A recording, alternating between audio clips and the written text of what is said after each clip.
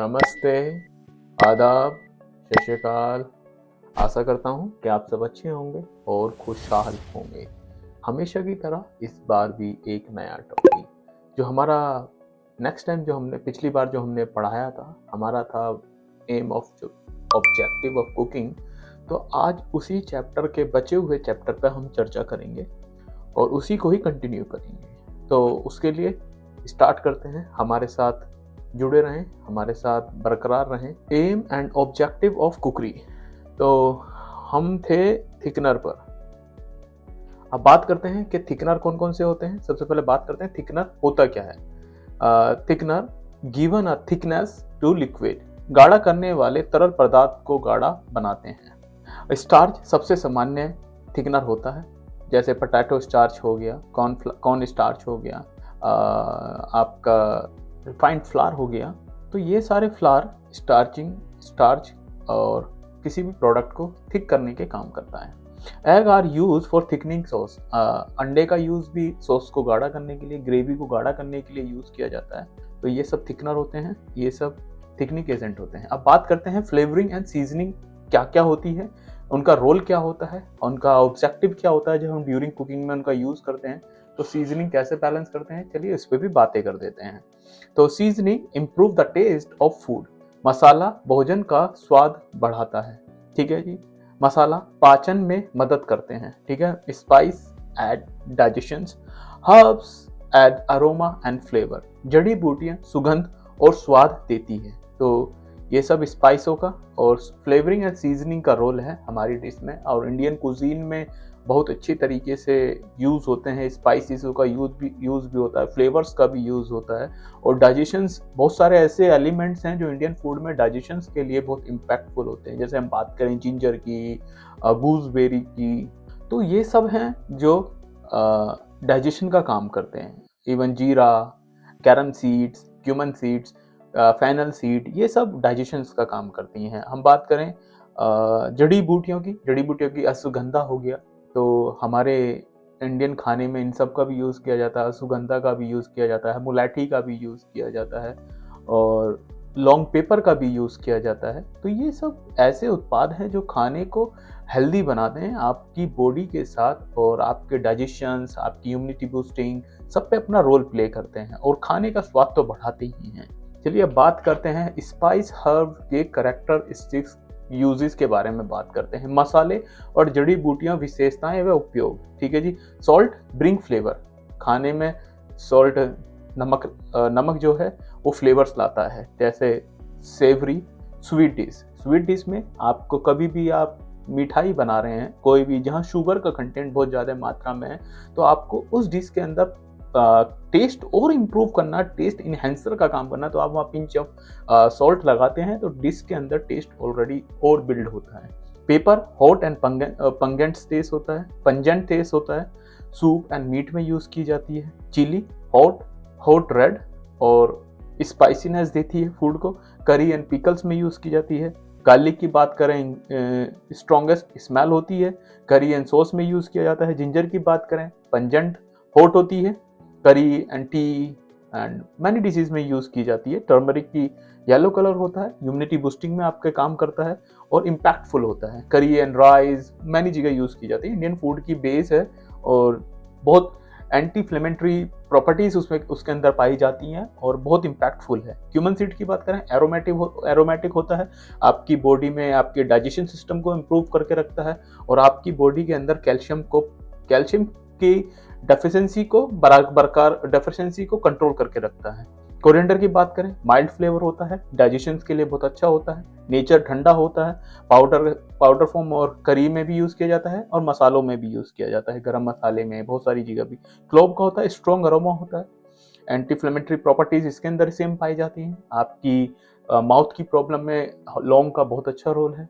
आपकी ब्रीथिंग में आपकी स्मेल आती है तो आप लौंग खाते हैं तो वो आपको देती है।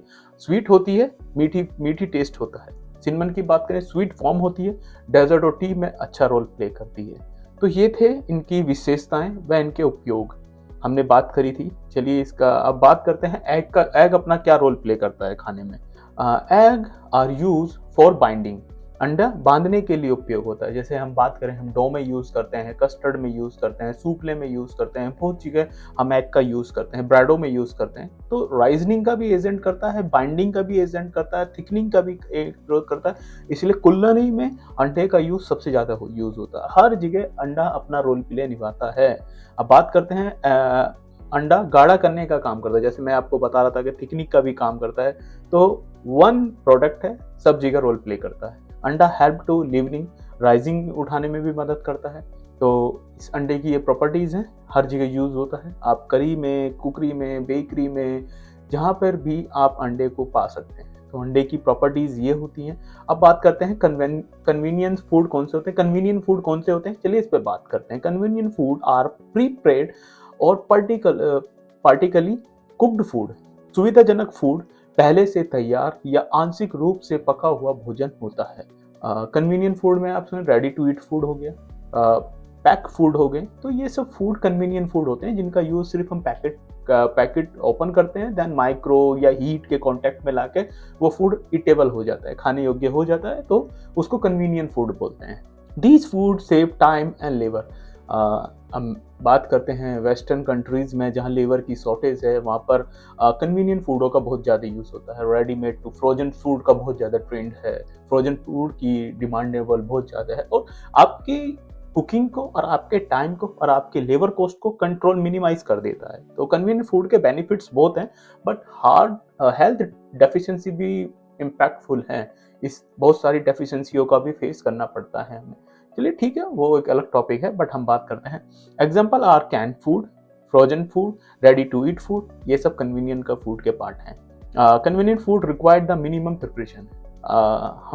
हमें मैगी बनानी है, इसका एक एग्जांपल मैं आपको दे सकता हूँ। हमें मैगी बनानी है, 2 मिनट में मैगी रेडी हो जाती है। ये भी एक कन्वीनियंट फूड का पार्ट है, बिकॉज ऑफ हमें इसमें टाइम टेकिंग नहीं लगा। 5 से 10 मिनट के अंदर, 5 to 10 मिनट के अंदर हमारी मैगी रेडी हो गई है और हमारी एपेटाइट भी कंप्लीट हो गई है और हमें जीरो वर्क करना पड़ा। तो ये कन्वीनियंट फूड के बहुत अच्छे एग्जाम्पल हैं। आज कन्वीनियंट फूड की मार्केट बहुत बड़ी मार्केट है और बहुत सारे प्रोडक्ट, बहुत सारे डिशेज अवेलेबल है मार्केट में। अब प्रिपरेशन ऑफ इंग्रेडिएंट के ऊपर बात कर लेते हैं। Preparations means making ingredient ready for cook. तैयारी का अर्थ सामग्री को पकाने के लिए तैयार करना है। फर्स्ट पॉइंट ये होगा। सेकंड पॉइंट हो गया washing remove dirt and germs. धोने से गंदगी और कीटाणु हटते हैं।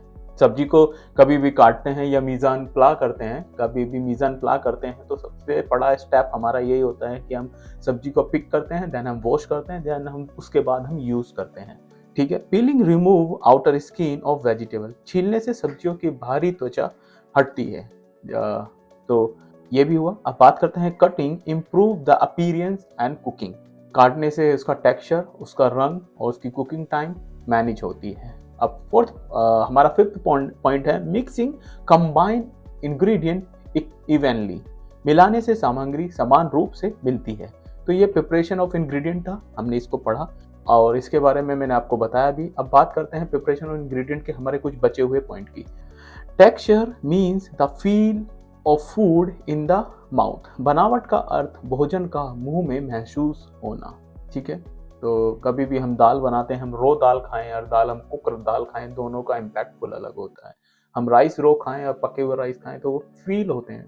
तो firm textures is hard and compact. मजबूत बनावट सख्त और ठोस होती है। ठीक है। Soft texture is crumble and tender. Short बनावट भुरभुरी और कोमल होती है। Light texture is soft and airy होती है। हल्की बनावट नरम और हवादार होती है। ठीक है जी, प्रिपरेशन ऑफ इंग्रेडिएंट थे, हमने इस पे बात करा। अब light texture is soft and airy होती है। Sponge texture has pores and elasticity. Spongy बनावट में छिद्र और लचीलापन होता है। Flaky texture has thin layer, पतली परत होती है। Smooth texture is even and soft. चिकनी बनावट सम और मुलायम होती है। उम्मीद करता हूँ, आशा करता हूँ मेरे द्वारा किए गए प्रयास को आप सबके समझ में आया होगा। जिस तरह आज का हमारा चैप्टर था एम ऑफ ऑब्जेक्टिव ऑफ कुकरी, तो हमारा कोशिश हमने यही करी है कि हम इसमें सारे कंपोनेंट, सारे मेथड, सारी वे ऑफ कुकिंग की स्टाइल इसमें प्रेजेंट करें और हम आसानी भाषा में उसको डिफाइन कर पाएँ, उसको बता पाएँ, जिससे कि आप अपने कुकरी में आप प्रोफेशनल हैं, नॉन प्रोफेशनल शेफ़ हैं, होम कुक हैं, जहाँ पे भी आप खाने से रिलेट करते हैं उसको अपनी आसान भाषा में समझ पाएंगे और अपनी कुकरी में और अपनी कुकरी की स्टाइल में बदलाव कर पाएंगे। आशा यही रखता हूँ, उम्मीद यही रखता हूँ और इसी तरह के प्रयास हमेशा करता रहूँगा। और कमेंट बॉक्स में ज़रूर बताएं कि हम नेक्स्ट हिडन चैप्टर आपके लिए कौन से लेके आएँ और हमारी ये सीरीज़ इसी तरह चलती रहेगी। जल्दी मिलते हैं किसी एक नए चैप्टर के साथ और टीम यूरोलॉजिस्ट की तरफ से आप सभी का बहुत बहुत शुक्रिया। हम इसी तरह के प्रयास करते रहेंगे और आगे का रास्ता बनाते रहेंगे। धन्यवाद दोस्तों, मिलते हैं किसी एक नए चैप्टर के साथ।